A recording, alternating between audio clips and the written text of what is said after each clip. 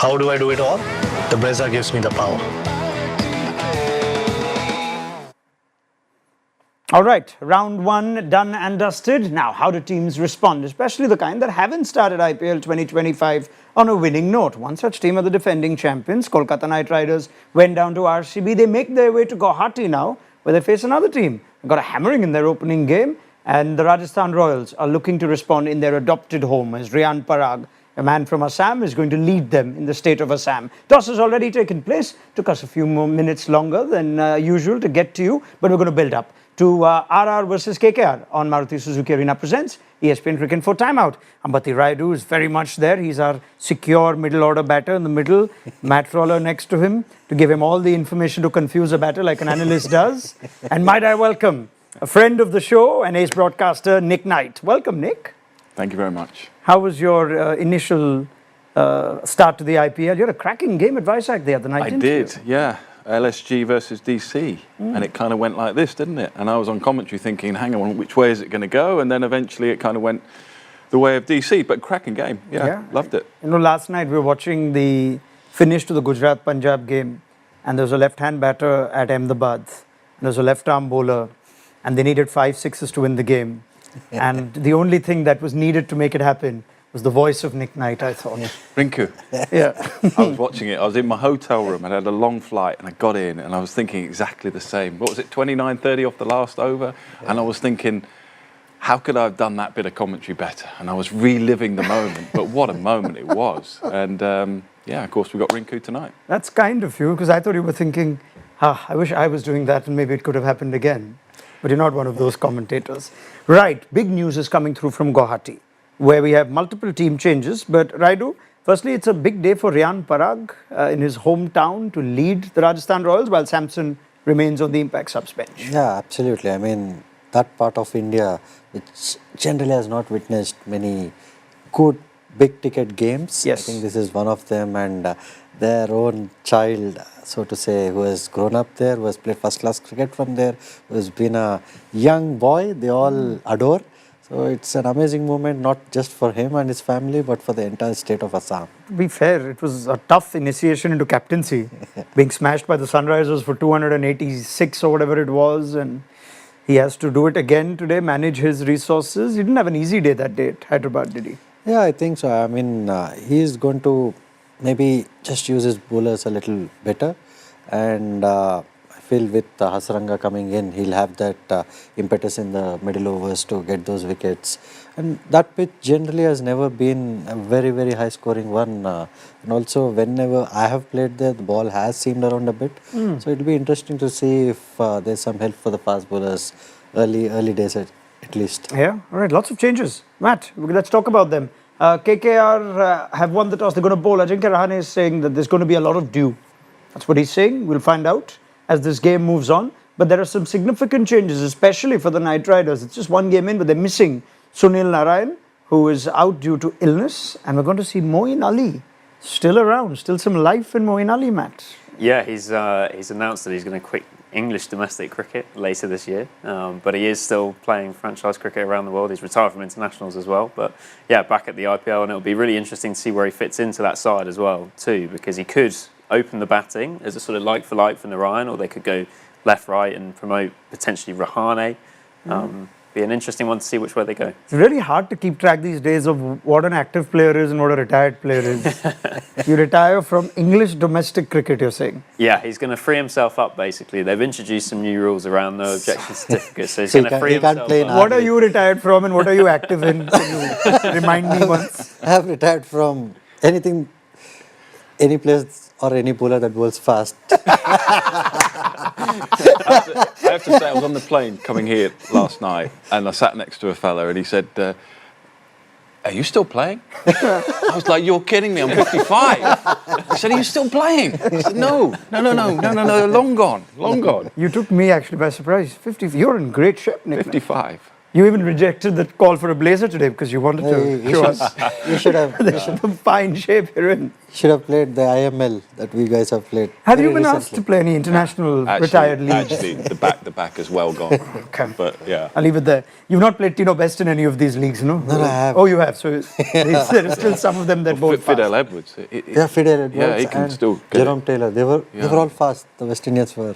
Let's not confuse the audience as to which game we're building up to. We can't wait for the day that we have to build up to a Legends League game. But for now, it's the IPL. We make do with it. And we have a conversation worth having here. Now, Moeen Ali is playing today. Jofra Archer has to respond from what was extraordinary performance against Sunrisers in not a way that Archer would like to remember. Fine bowler that he is, now has the record that he doesn't want most expensive figures by any IPL bowler in the history of the league. But what's happened to the English stars in the IPL? That's a soft question that we thought we'll welcome Nick Knight with. Matt is responsible for it. Matt, why is this a subject we're talking about? Well, I suppose we've got unusually many Englishmen on the Cricinfo sofas tonight, but we've got unusually few Englishmen in the IPL more generally this year if you look at the playing pools. Yeah. I think there's only 10 across the 10 franchises, which is the fewest since 2017. Okay. We've obviously had a couple of pretty high profile withdrawals, in particular Harry Brook. You've got 4 franchises that don't have a single Englishman there. You do have a bit of a contingent at RCB with those 3. That might be the Andy Flower, Mo Bobat influence. But it does feel like England's relationship with the IPL has changed a little bit from the days of a couple of years ago where you had all sorts of guys coming over, maybe the Owen Morgan influence and the sort of legacy of KP, whereas now, especially with such a big year of Test cricket coming up, maybe also because England's performance hasn't been great in ICC events, you do have slightly fewer than you'd maybe be used to nowadays. And some of those big Test guys, Ben Stokes, Mark Wood, didn't register at all for the auction this year. Yeah, just so we have a list of how many on that. If you look at it one more time, that's 3 and 2, 5, 6, 7, 8, 9, just 10. 10 across 10 franchises, and 3 or 4 rather, you've said, which don't have a single one. Now, worth pointing out, Harry Brook and I believe Brydon Cass also withdrew after registering. And the likes of Joe Root, Ben Stokes, Jamie Smith, Mark Wood didn't even register. The likes of Atkinson, Johnny Bairstow, Ben Duckett, Adil Rashid were all in the auction, went unsold. I believe Ben Duckett was inquired about from some reports to replace Harry Brook, and he said no as well. So it gives us even more ammunition. What's happened? Is the IPL not as important for English players as it is for, say, a lot of other players, Nick, from South Africa, Australia, New Zealand, etc.? They're not paying enough money.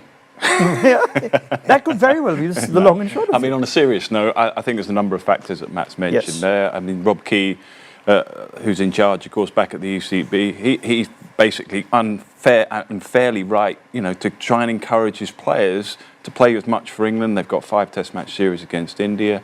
They've got an Ashes to follow. They've got multi-format players like Harry Brook and Mark Wood. They're pretty well looked after now, and they're going to have to be pretty well looked after. So there's a bit of that influence that they perhaps don't need to travel and play in all these leagues around the world. I think, there are other leagues popping up as well. If you're not going to get the full price that perhaps you might want to get, you might want to play in another league, then... So there are a number of these sort of factors flying around for some of these players, and Matt's point is a really good one about the stock. Perhaps the stock of some of these players is not quite as high because of the ICC trophies and the way some of these competitions globally have been going.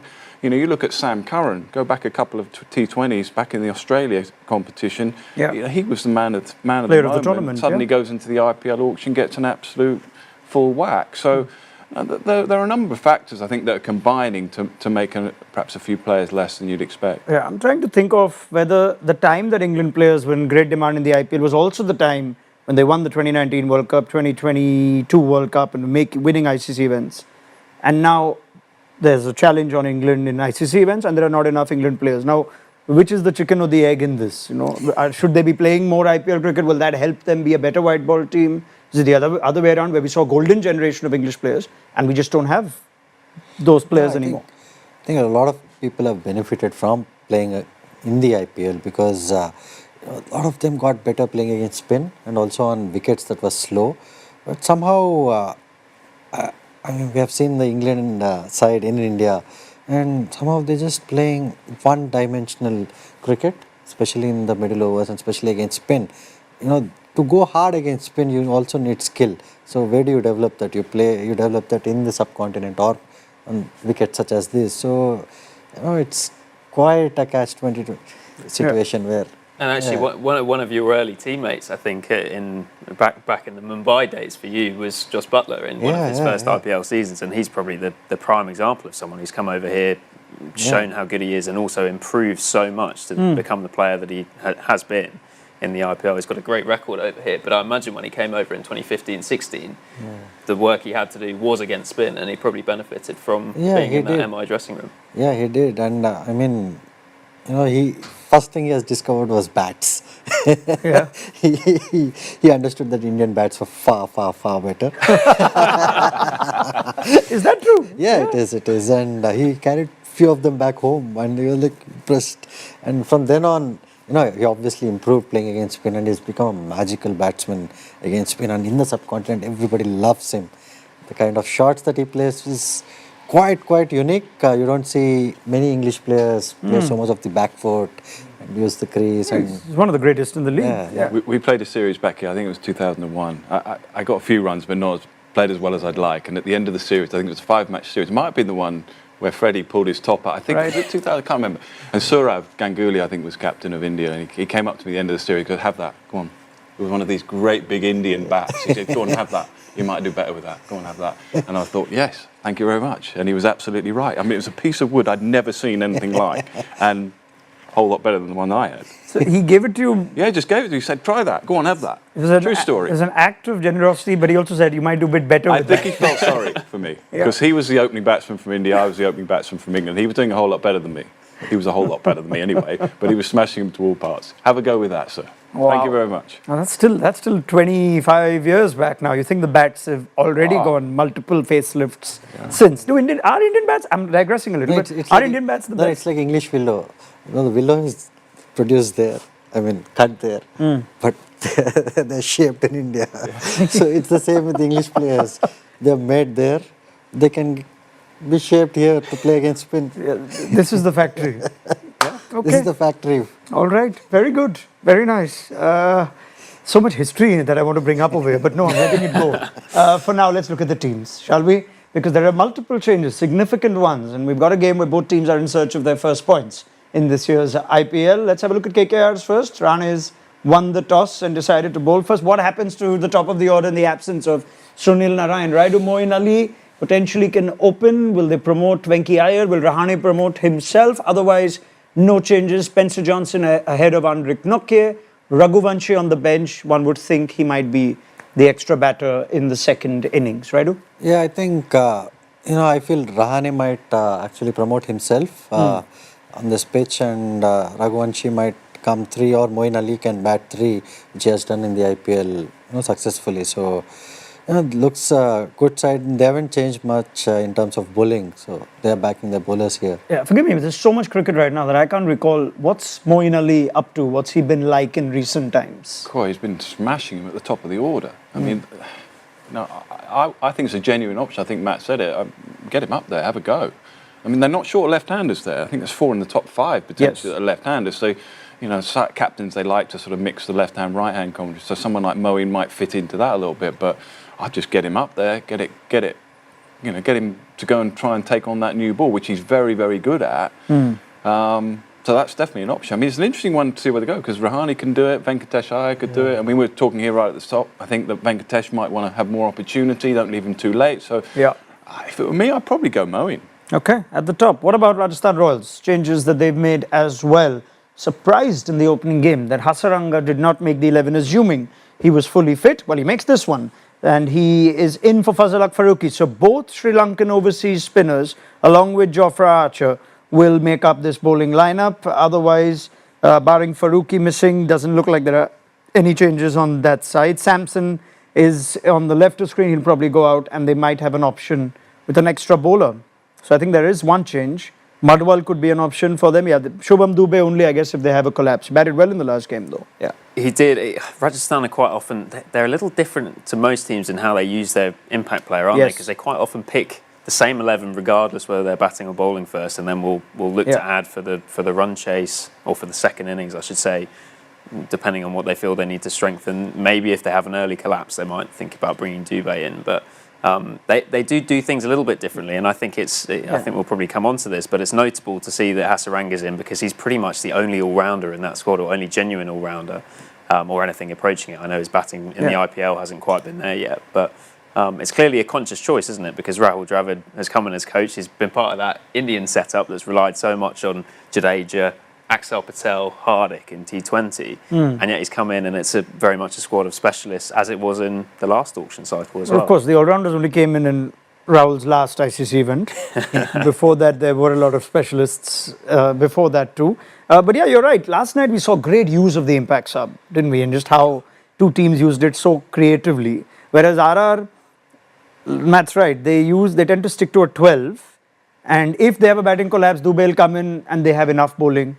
If they don't have a batting collapse, they'll add to the bowling and bring in Madwal. It's a predictable way to go about it. Yeah, I mean, it is predictable but quite confusing as well. If you're a batsman and have this batting unit, how hard do you go? Yeah. It's the question. Yeah, I mean, if you look at that one more time, I mean, I know they're going to be batting first. Yeah. Yesterday, Punjab had batting effectively till 9. Correct. And that's what you want with the impact sub. But if you look at the Rajasthan team one more time, you've technically got Hasaranga there batting at 7, I think it is, 3, 4, 5, 6, yeah. That's not necessarily what you call the deep batting. Correct. And when you know that you have 8 batsmen, then you tend to go that much harder. Because I've been in a side when the impact player just started. Right. We all thought, okay, we'll go from ball 1 because we have enough batting. Let's use the whole length of it. So I feel that's where they might struggle. They might struggle to get that intent going. It's also interesting because no Narayan. Yeah. So I always feel with Narayan that even in this format of the game, you're kind of looking at 25 to 30 off your 4 and you've done well. Yes. He's not playing. And so with him not playing, whether that just affects the dynamic of how you approach the innings. It's a bit like when we played, you have Murali, you're just going to try and knock him around and you take him out of the game, try not to have any damage. I always still feel sides do that with Narayan. So even with the batting lineup and perhaps one batter less or one batter more, you might just approach it a little differently. If anything, that's the bigger miss. Narayan the batter, yes, but Narayan the bowler missing today. And all the more reason you want to target Moeen Ali if he's going to replace him. Interesting, we'll find out. However, Rajasthan have multiple things they need to address here. They'll start with the bat, and their bowlers will have to defend something. Bowlers couldn't defend too much against the Sunrisers, red hot as they may be. But Jofra Archer is a talking point here. At one point, the MVP of the IPL, not that long ago, and people were willing to sacrifice even a season of Archer as he waited to recover from injuries. But Jofra Archer's track record in the IPL, if we just break that down and try and understand what's happened to best bowlers that the world had seen when he came up 19 and 20. Those were his best years. World Cup win in 2019, MVP in 2020. Suddenly, the injuries happened. That's what we're seeing right now. Nick Knight, can you make sense of it? Is the best of Archer behind us? I don't think so. I mean, what we've all got to remember here is he's had multiple injuries. He's been out of the game for a long time. If I was Jofra, and I'm a big Jofra fan, I've watched him over the years, I'm really pleased that he's backing up games, that he's playing consistently, that he's able to play consistently, that he's probably having a little bit more faith in his body now, that he can keep bowling. Okay, it's only 4 overs, but in the 50-over game, 10 overs. So I think that's a huge plus. He looks strong. There's a little bit of analysis that goes on with us in the media. He's perhaps not quite, I mean, his great strength was his leg was braced there and he was really high and the wrist position was able to come through and down and he got a bit of pace and bounce off the surface.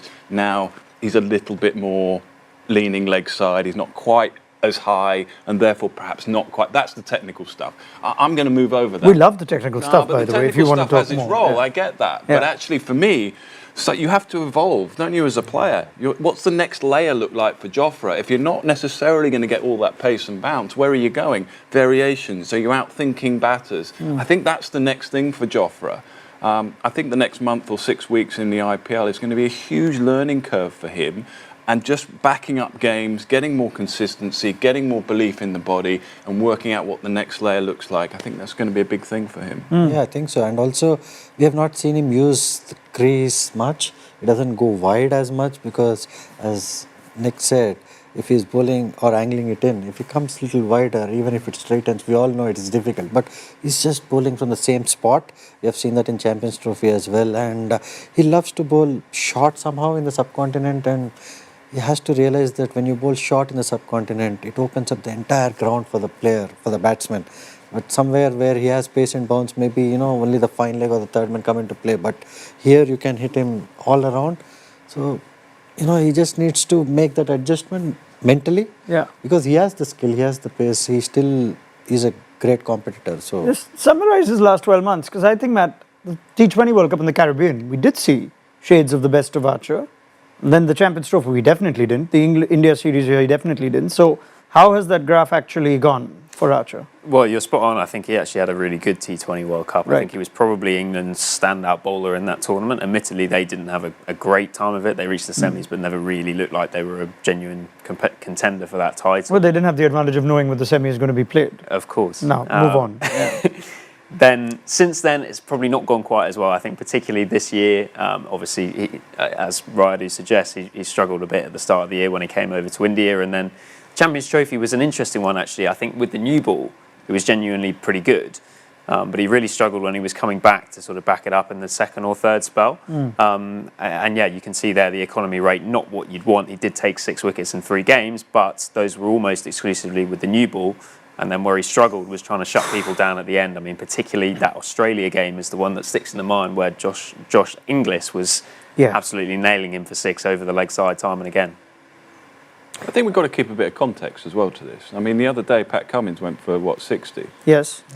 Rashid Khan last night went for nearly 50. I mean, you're talking about iconic bowlers in the world game at the moment. They're also, not always going for 25 off their 4. So I think where I'm coming to is the expectation levels on Jofra Archer back in the UK are huge. Because of what he's done in the past, because of what happened in World Cup, the Super Over, all that sort of stuff that surrounds the backstory of Jofra Archer is, why is he not doing that every game? Just bowled in Indian conditions, subcontinent conditions for a couple of months, it's not easy. Give the guy a bit of a break. I'm pleased that he's got some cricket behind him. I think he'll get better. When you say give him a bit of a break, it takes me to my next question. Is he the kind that the more he plays, the better chances are that he'll get back to his best? Or is he the kind that actually can do with a bit of a break now, just given the India series, the Champions Trophy, potentially the IPL? I mean, it's not a conversation that could happen in reality. Franchises paid big money for him. But what do you sense is the best way to handle Archer? Well, he'll need a bit of a break as well. They'll need to get that balance right, because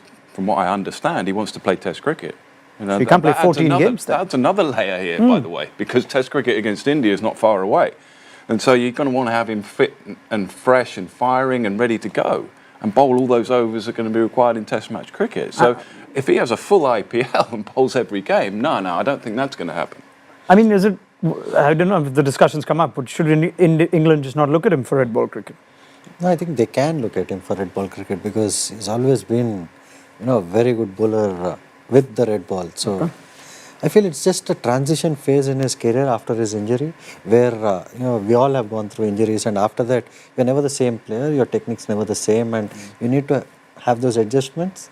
I think it's just that phase that he's in. I agree with you, he will come good eventually, but not with so much cricket in the subcontinent. And it may just look a little different, mightn't it? It might just not be hitting players on the head every ball. It might just be working out a different skill, working different with what angles. you've got at this given time. I mean, that's you evolve, don't you, as a player? I think you're right, it's the weight of history as well, isn't it? People associate him so much with that spell in Test cricket to Steve Smith at Lords, where he hits him on the head at bowled speed of, I think 96, 97 even miles an hour. And clearly after a significant set of injuries over the past few years, elbow, back, it's going to be tough to reach those speeds. But what he has shown is that he still has skill. And I suppose he needs to try and prove that over the next few weeks and remind us just how good he can be, because when he is at his best, when he's working batters out, he's a very, very fine bowler. Well, I can think of no better tournament than the ever-inflating IPL for a bowler who's trying to find his mojo back. Good luck, Jofra. And we hope we have a better game today, most certainly.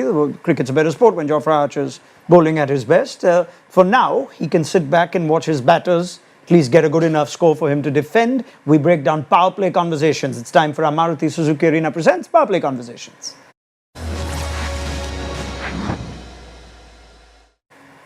Right, let's try and analyze what could the first 6 look like over here, especially a team like KKR, who, among other things, we said in the last game, sorry, Rajasthan are batting first, but both teams have a similar sort of theory. Is there enough power? RR have lost Butler, KKR have lost Salt, and without them, are they the kind of team that can get 75, 80 like Sunrisers or even Punjab Kings got last night? But maybe given the surface, they might not. The ball does tend to move around a bit here in Guwahati. So it will be very interesting. I think bowlers might dominate this game, by the looks of the pitch as well. Slightly green. We're getting the advantage of actually watching pictures now. Game's underway. Jaiswal has gotten away with a streaky boundary. That'll all come in to your calculations when you have to predict a first inning score. Andre Russell, someone who hasn't bowled in the opening game, Nick, and we have no knowledge of whether he's fit to bowl, will bowl, won't bowl, but surely sooner or later, KKR need the all-rounder Russell? Yeah, definitely. I mean, I watched the IPL closely last year, and I felt that his 19 wickets, I think, from 15 games, was absolutely Massive. crucial. I thought that was so crucial. I mean, you can pick out various different elements of their success, the captaincy, players, etc. But I thought that was absolutely essential. So whether there's an injury, we'll find out. But I hope that he does play a more central role with the ball in hand. Bit of movement, I think. Raidu's enjoying that. Yeah. When you see a pitch that is green, why would you come and pull a bumper the first ball? Just leave it up there.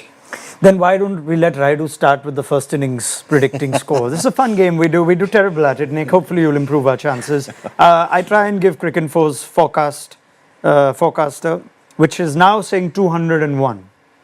Right, all things considered. Raidu, what's your first innings score? 180. So much for Cricinfo's forecaster. Matt Roller? I'll back the forecaster. I'll get a nice round 200. You're still employed, aren't you? Yeah, Nick. I'm just going to ramp it up a little bit. Go on then. I'm going to go 208. By ramping it up, I thought you'd go like 230. I was thinking about that, but that's experience. 208. I'm going to stick with 208. Why don't I ramp it up as well? Make it 209. Go on, you. 230. I want to see. I love the 230s, no matter what everyone says. I love watching 230, 240. So let's see where we stand. Nick, thank you very much. Ambati Rayudu, Matt Roller, always a pleasure. Pick up the conversation with the panel at the end of the Rajasthan Royals innings. So join us then on Maruti Suzuki Arena presents ESPN Cricket for Timeout.